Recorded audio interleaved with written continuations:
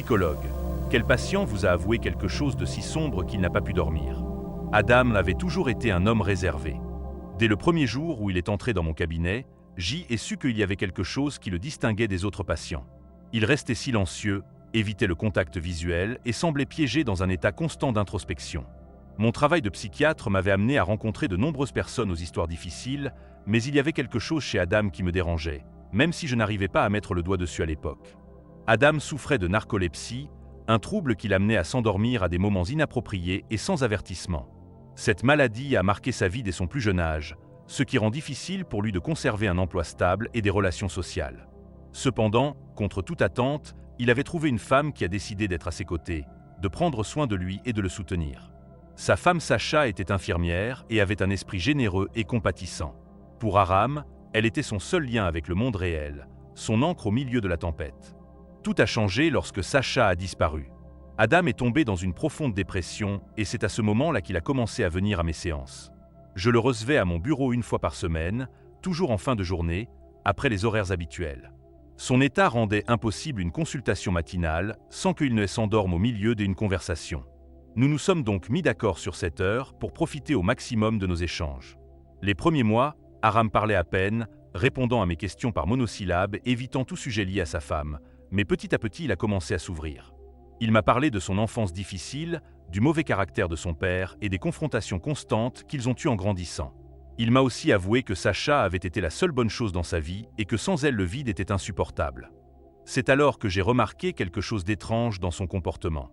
Parfois, au milieu d'une conversation, Adam restait simplement silencieux, regardant dans le vide avec une expression vide et murmurant des mots qu'il pouvait à peine comprendre.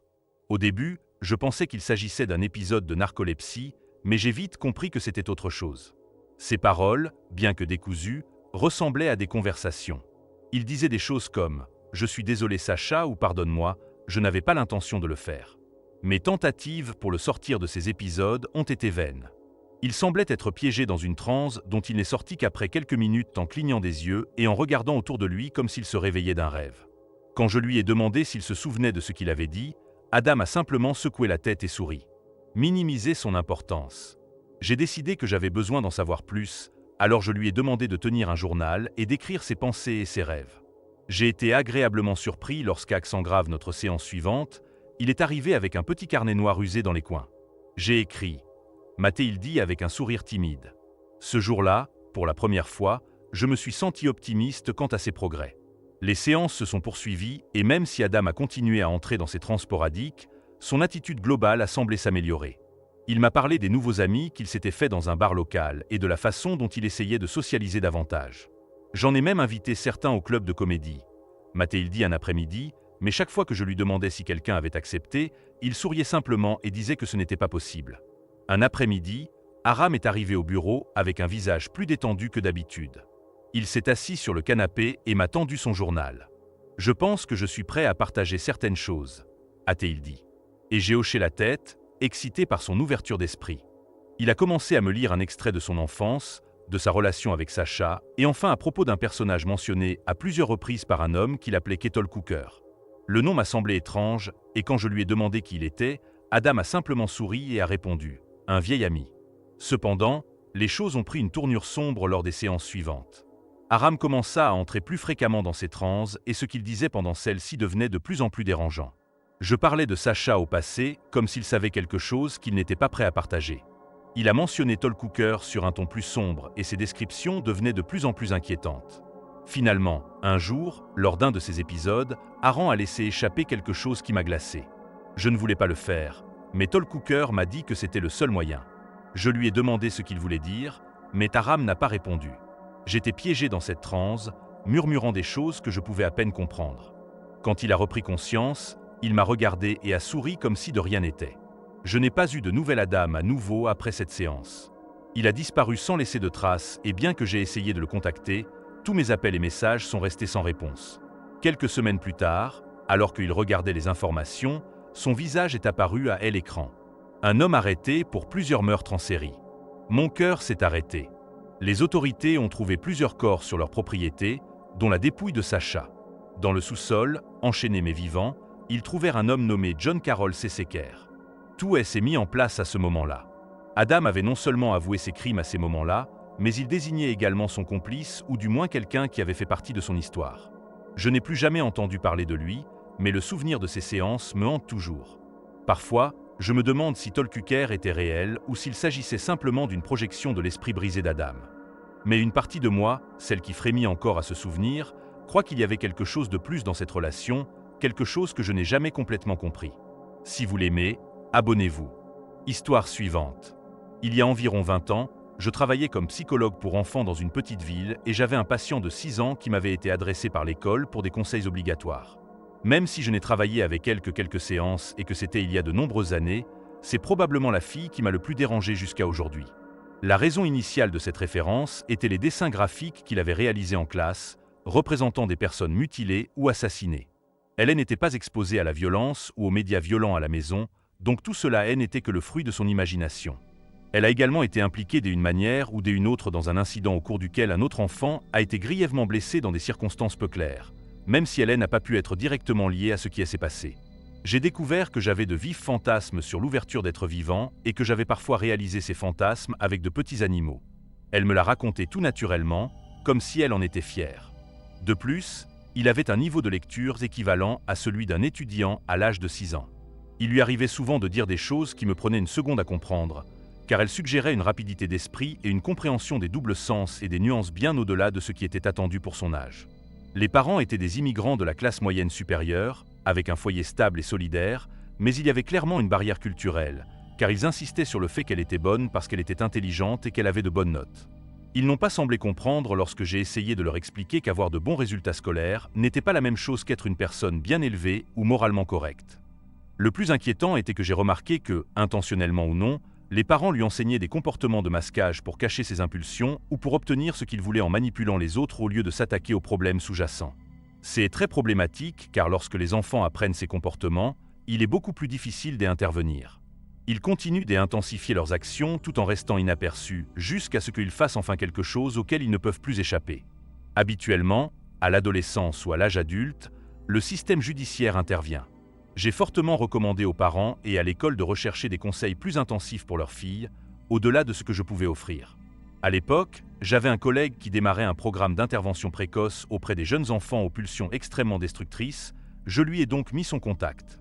Les parents ne semblaient pas ouverts à l'idée et ont soudainement déménagé avant la fin de nos séances. Quelques années plus tard, j'ai également déménagé dans une autre ville, mais je me demandais toujours ce qui serait arrivé à elle, craignant qu'elle ne se retrouve dans un établissement correctionnel pour mineurs ou, pire encore, en prison. J'ai récemment retrouvé d'anciens collègues et j'ai appris par hasard qu'elle suivait désormais une formation pour devenir chirurgienne dans un établissement d'élite de la Côte. Quand j'y ai entendu cela, j'y ai senti un frisson parcourir mon corps. Quelqu'un dans cette position de confiance, avec ce niveau d'intelligence et de formation, a le potentiel de faire beaucoup de dégâts. Des dégâts qui pourraient ne pas être découverts avant des années, voire jamais. Une partie de moi, et j'ai honte de l'admettre, avait même l'impression que c'était une issue pire. Je me sens coupable d'avoir ces sentiments car ils ne correspondent pas à mes valeurs ni à ma formation de professionnel. Je crois fermement que les gens ne sont pas responsables de leurs problèmes de santé mentale ou de leurs troubles de la personnalité. En fait, ces personnes sont beaucoup plus susceptibles d'être victimes de crimes que coupables. Et je ne pense certainement pas que quiconque devrait être puni ou exclu de certaines carrières pour une prédisposition perçue au crime, surtout lorsqu'il s'agit d'un enfant. J'ai également dû travailler dur pour me débarrasser de nombreux préjugés que mes professeurs d'études supérieures m'ont inculqués il y a des décennies. Préjugés qui ne sont pas fondés sur des preuves, comme la croyance que certaines personnes naissent psychopathes, terme que nous n'utilisons plus et sont destinés à faire du mal. Je veux, de toutes les fibres de mon être, croire qu'elle a reçu le bon traitement et qu'elle a finalement découvert une vocation pour aider les gens. J'ai envie d'y croire, mais il y a un sentiment auquel je ne peux pas vraiment échapper. Histoire suivante. Je suis allé à l'hôpital psychiatrique de mon université à cause de pensées suicidaires. Il avait alors 18 ans. J'ai été affecté au groupe des moins de 22 ans et j'y ai rencontré un pompier d'une vingtaine d'années dont j'ai appris par d'autres patients curieux qu'il était bipolaire. Ce n'était pas grave. Nous avons tous eu un problème là-bas. Non, il était très calme, plutôt séduisant et restait à l'écart même lors des séances de groupe, mais il me lançait toujours ce regard pénétrant, sans ciller toute la journée. Je suis une personne assez timide et j'avais à peine échangé 2 mots avec lui. Peut-être que je lui souriais à un moment donné si je croisais des regards, ce que j'évitais justement à cause de ces regards fixes. Dans la pièce principale, sorte de salon d'hôpital psychiatrique, Nous étions tous ensemble et il s'asseyait devant moi avec un carnet de croquis. Honnêtement, je pensais juste tuer le temps. Une fois admis, vous ne pouvez plus sortir sauf autorisation du médecin. Un jour, ma mère est venue me rendre visite à l'hôpital et a remarqué que ce type me regardait. Est passé derrière lui alors qu'il dessinait dans son cahier et son corps s'est complètement figé, comme si quelqu'un avait appuyé sur le bouton pause d'une vidéo. Il avait fait un dessin très détaillé de moi suspendu au plafond de l'hôpital psychiatrique. Ma mère a prévenu très calmement l'infirmière et le gars a été expulsé de la chambre. Je ne l'ai jamais revu. Quelques jours plus tard, j'ai entendu des infirmières dire que le type avait rempli tout son cahier de dessins de moi, mort, dans différents scénarios. Honnêtement, ce fut l'expérience la plus effrayante que j'y ai jamais vécue. Histoire suivante. Je suis psychologue clinicien travaillant dans la région de Los Angeles où j'ai traité de nombreux patients au fil des ans. Mais si je suis honnête, l'un des cas qui m'a le plus marqué est celui des frères Menedé, Eric et Lyle. Ils sont passés à mon bureau à l'été 1989 et ce qu'ils m'ont dit lors de nos séances continue de me hanter encore aujourd'hui. Commençons par le début. J'ai reçu un appel de l'un des avocats de la famille Menedé. Ils m'ont dit que les garçons avaient du mal à faire face à la mort de leurs parents, José et Marie-Louise Menedé. Le fait est que même si le traumatisme de perdre ses parents d'une manière aussi violente est difficile à gérer, ils m'ont dit qu'il y avait autre chose qu'ils ne savaient pas comment gérer. Les garçons avaient besoin de telle aide d'un professionnel pour comprendre ce qui s'était passé. Au début, je ne savais pas grand-chose, mais j'ai accepté de les voir. Lyle et Eric sont venus dans mon bureau pour la première fois et l'ambiance était étrange. Ils ressemblaient à n'importe quel autre frère, mais il y avait quelque chose dans leurs yeux, quelque chose qu'ils ne pouvaient pas situer au début. C'était comme s'ils portaient quelque chose de si lourd qu'ils ne pouvaient même pas regarder au-delà de leurs propres pensées.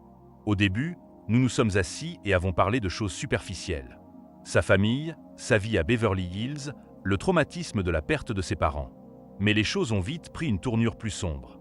Lyle fut le premier à parler de sa mère. Il a dit qu'il l'avait toujours aimée, mais que la relation entre eux était tendue. Mais Eric m'a regardé droit dans les yeux et, pour une raison quelconque, j'ai senti un frisson parcourir ma colonne vertébrale. Il a commencé à parler de son père. José était un homme cruel et dominateur, et Eric semblait partager entre la peur et le besoin de l'approbation de son père. Papa n'a jamais été content de rien. Rien de ce qu'il faisait n'était bien. Je me suis toujours dit que je ne serais jamais assez. Eric a commencé à parler avec une telle intensité que j'ai senti sa douleur palpable. Et là, à ce moment-là, sans avertissement, Eric commença à laisser échapper une confession qui allait changer tout ce qu'elle pensait de lui. Il m'a dit de le tuer. Il m'a dit de tuer papa et maman.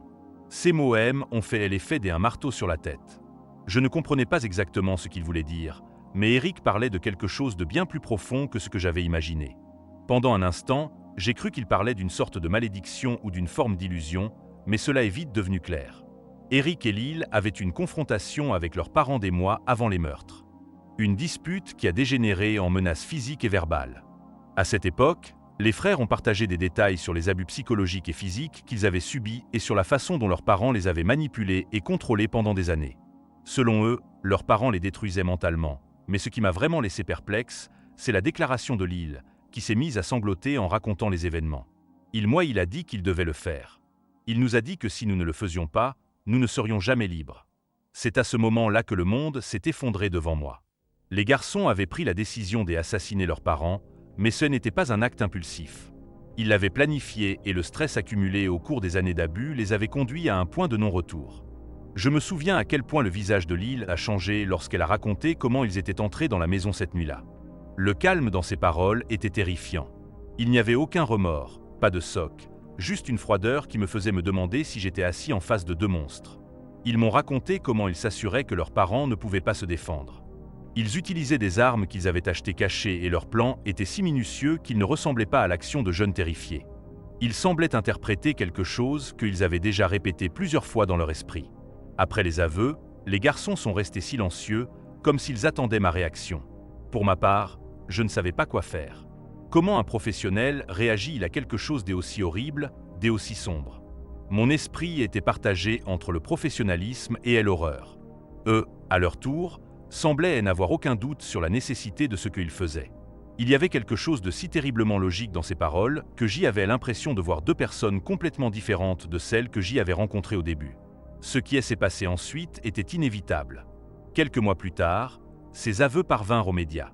Les frères Menedé ont été arrêtés et poursuivis pour le meurtre de leurs parents, Et tout ce qu'ils avaient entendu lors de ces séances de thérapie est devenu une preuve lors de leur procès. Ces jours avec les frères ont été terrifiants pour moi parce que leur confession était si claire et si directe qu'elle me faisait douter de l'humanité elle-même. Histoire suivante. J'étais thérapeute dans un hôpital de santé mentale. J'ai eu des patients qui me faisaient peur en théorie, mais rien ne s'est jamais passé avec eux. Cependant, j'ai été gravement agressé à 2 reprises alors que je travaillais. Les 2 attaques étaient perpétrées par des jeunes femmes. Aucun d'eux ne m'a fait peur avant les incidents. Ils étaient tous 2 incroyablement silencieux, renfermés et inaperçus. L'un d'eux a essayé de m'étrangler avec mes clés. C'est précisément pour cette raison que mon cordon était à dégagement rapide, mais elle avait tenté de me le voler à plusieurs reprises au cours de ce quart de travail pour s'échapper du bâtiment et se heurter à la circulation. J'ai donc très bêtement noué la partie de déclenchement pour éviter qu'elle ne se détache. Nous avions des boutons anti-panique sur nos lacets et j'ai pu appuyer dessus pendant qu'il m'étranglait avec. L'autre attaque s'est produite alors qu'elle était relativement nouvelle et dans une unité à faible sécurité à la vue des autres membres du personnel. Je m'éloignais de la patiente lorsqu'elle m'a attrapé par les cheveux, m'a jeté au sol et m'a traîné sur plusieurs mètres dans le couloir où elle a commencé à me donner des coups de pied à la poitrine et au ventre. En conséquence, elle a été transférée dans une unité de sécurité supérieure. Je suppose que j'ai eu peur de lui après ça, mais il n'est pas resté là longtemps. La police est intervenue après qu'elle a attaqué une infirmière enceinte. Il l'a également jetée au sol et lui a piétiné le ventre. Histoire suivante. Je suis le docteur Mark Jones. Je suis psychiatre depuis plus de 30 ans et croyez-moi, j'ai vu des choses étranges, mais jamais rien de comparable à ce que j'ai vécu avec Segisfredo Lusa. Ce type était un psychiatre péruvien de premier ordre, avec tous les titres et le respect de l'académie, mais ce qu'il a fait m'a laissé sans voix. À la fin des années 60, Lusa était une figure connue. Il a travaillé comme doyen de la faculté de psychologie de l'Université nationale Federico Villarreal et a même occupé un poste politique dans le gouvernement Velasco Alvarado. Mais tout a pris fin lorsqu'en 1966, il a tué Fares Juanus, un jeune homme qui était sorti avec sa patiente Marta Berti, une femme qui l'obsédait. Le type lui a donné rendez-vous à son bureau, l'a fait arriver comme si c'était un rendez-vous normal et du coup, pam, il lui a tiré dessus 15 fois avec un brownie gun. Le pire dans tout, c'est qu'après tout ça, Luan ne semblait pas du tout désolé. Il m'a dit avec un calme qui m'a glacé le sang qu'il l'avait fait parce que Martha lui avait enlevé ce qui lui appartenait et que Fares méritait de mourir. Je n'ai jamais compris comment quelqu'un avec autant de formation et de connaissances en psychiatrie pouvait rationaliser quelque chose d'aussi monstrueux. Il était si calme, si sûr de lui, qu'il semblait jouer avec l'esprit de tous ceux qui l'entouraient. Dès que J ai découvert ce qu'il avait fait, J ai eu l'impression que quelque chose s'était brisé en moi, comme si tout ce que je pensais comprendre sur l'esprit humain était un mensonge. Mais le plus effrayant, c'est quand J ai réalisé que je n'étais pas le seul. Après avoir été arrêté, Lusa a demandé pardon et devinez quoi, cela lui a été accordé. En 1972, il a été libéré et non seulement cela, mais il a continué à s'impliquer dans la politique en concevant des campagnes de manipulation psychologique pour le gouvernement. Gouvernement, le gars était un génie manipulateur et c'est ce qui m'a le plus énervé. Tout ce qu'il avait fait, tout ce qu'il avait réalisé, il le faisait avec une froideur totale. Après avoir vu comment il gérait tout cela, J ai décidé que je ne pouvais pas continuer à être psychiatre. J'ai pris ma retraite parce que, même si je pensais savoir comment fonctionnait l'esprit humain, rencontrer quelqu'un comme Lusa m'a fait comprendre qu'il y a des gens qui sont capables des choses les plus horribles sans aucun remords et qu'on ne peut rien faire pour les arrêter. Le pire, c'est qu'il a continué à vivre comme si de rien n'était. Et tout le monde l'a oublié avec le temps. Comment diable pouvez-vous oublier un gars qui a assassiné un autre être humain de sang-froid, mais qui était en même temps si brillant et si manipulateur? J'y pense sans cesse et je n'ai pas de réponse. Je raconte donc cette histoire parce que je n'oublierai jamais Gisfredo Lusa, le psychiatre devenu meurtrier et qui n'a jamais payé pour ce qu'il a fait.